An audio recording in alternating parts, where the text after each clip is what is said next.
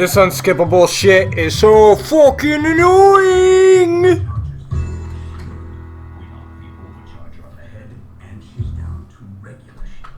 Seriously, D. Can I skip this, please? Can I skip? Can I skip? I wanna skip! I don't wanna just skip rocks across the lake. I wanna skip this fucking cinematic, you pieces of shit. Why?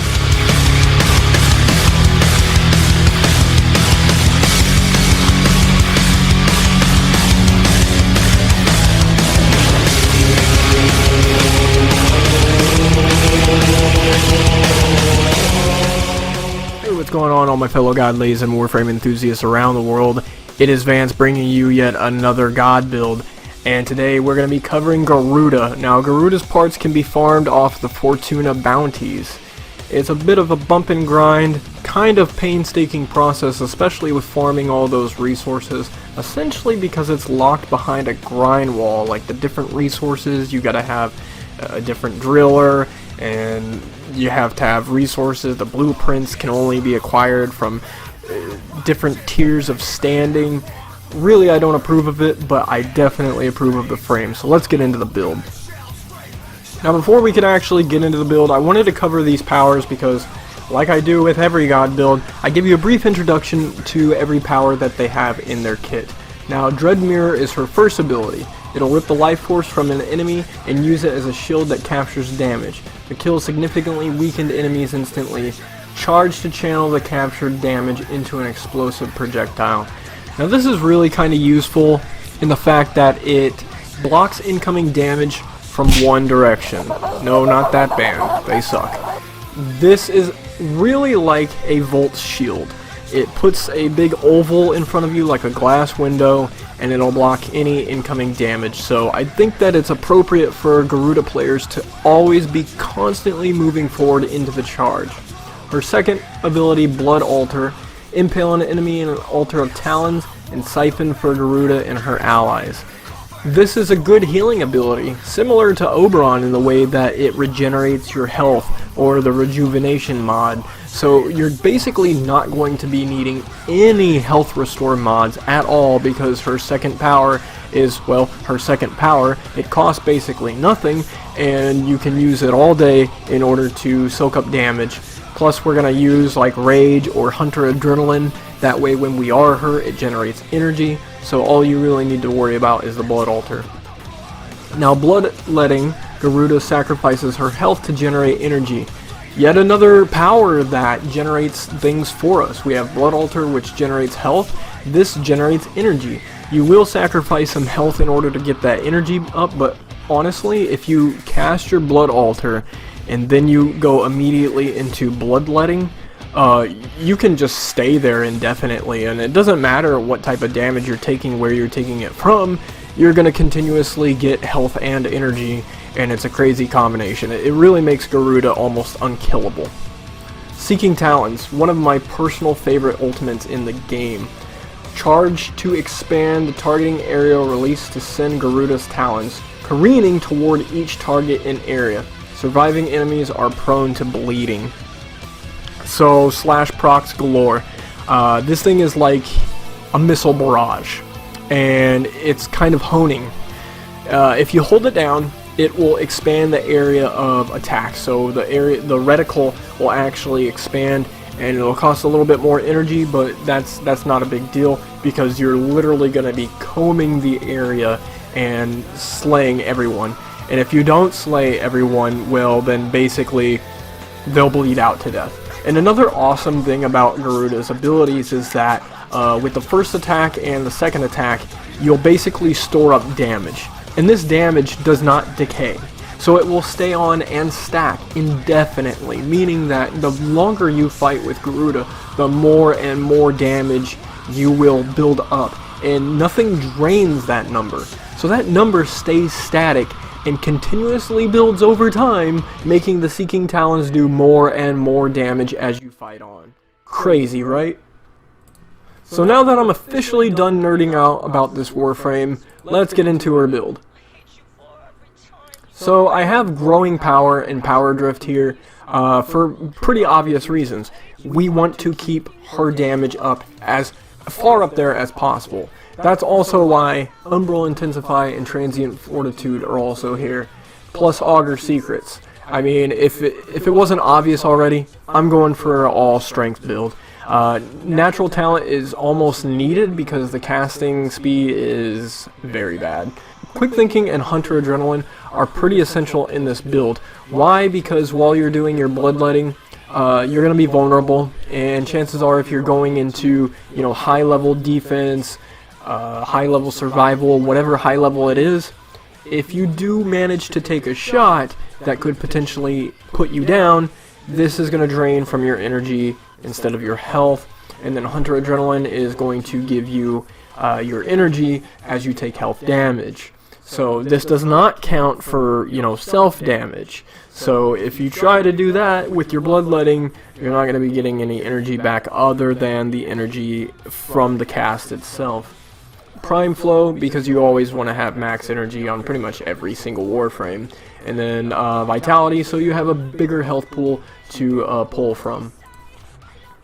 I find Garuda to be an excellent Warframe in terms of what she offers melee-wise. So that's why I'm going with a Arcane Fury. On a critical hit, you have 40% chance of a 120% melee damage on all melee weapons.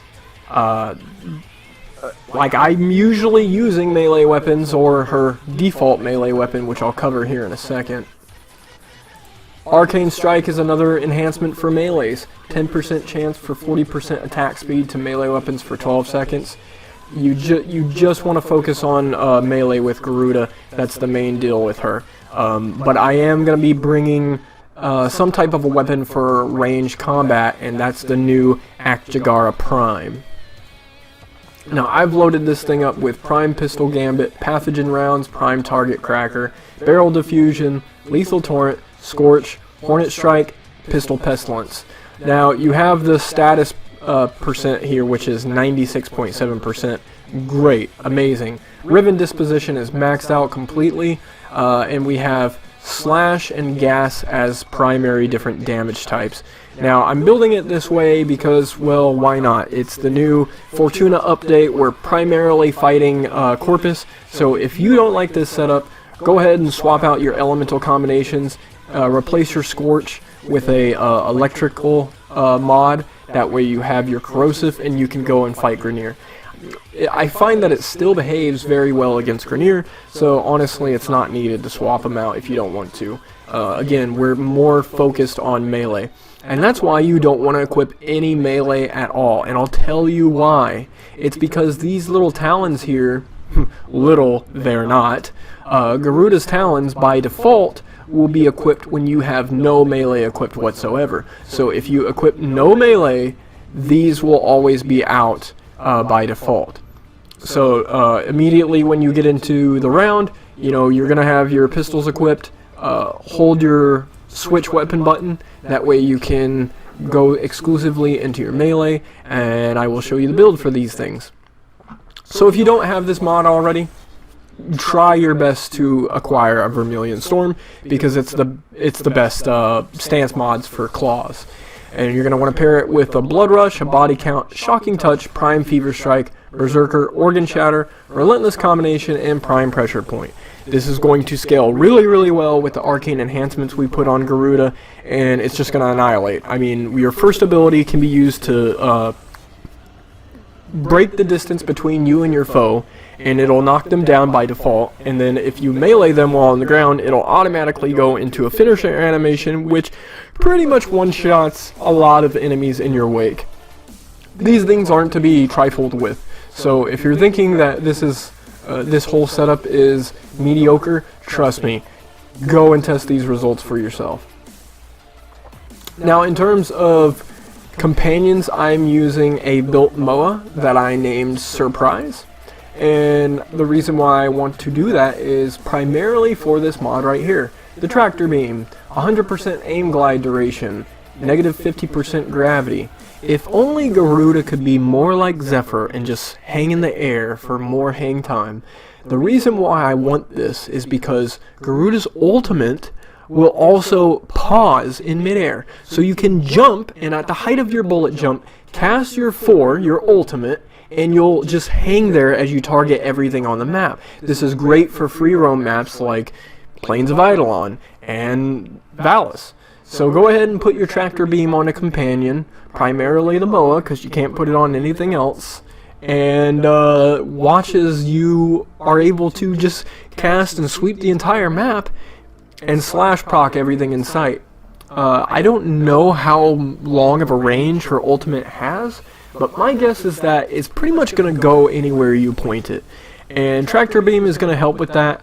I mean, you don't need it. It's not a necessity, but I would definitely put it on there. Every other mod is just kind of convenient here. I mean, we've got Security Override, making it so Garuda doesn't have to attack any terminals at all. Enhanced Vitality for a little bit of tankiness. Since you're using your claws more often, go with Pack Leader. Coolant Leak is going to slow down any enemies near you.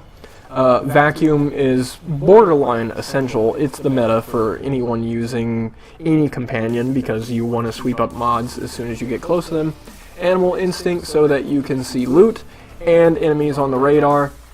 Shield Charger, not really needed, but I mean, why not? Metal Fiber again with the tankiness, and then Meta Ray just to help with your healing. Not that it's needed for Garuda, you could definitely replace this with a different mod of your choosing, but I put it here just because if I do endurance runs, I want to be covered.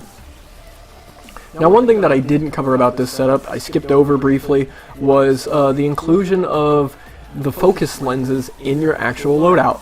I've said this before in the Avara Reforged video, but I want to take time to thank Digital Extremes for listening to my recommendations. It really lets me know that, you know, they participate in community feedback, and that's extraordinary. With Vizarin Lens, the one thing you want to focus on is Mending Soul. The next 4 revives are instantaneous.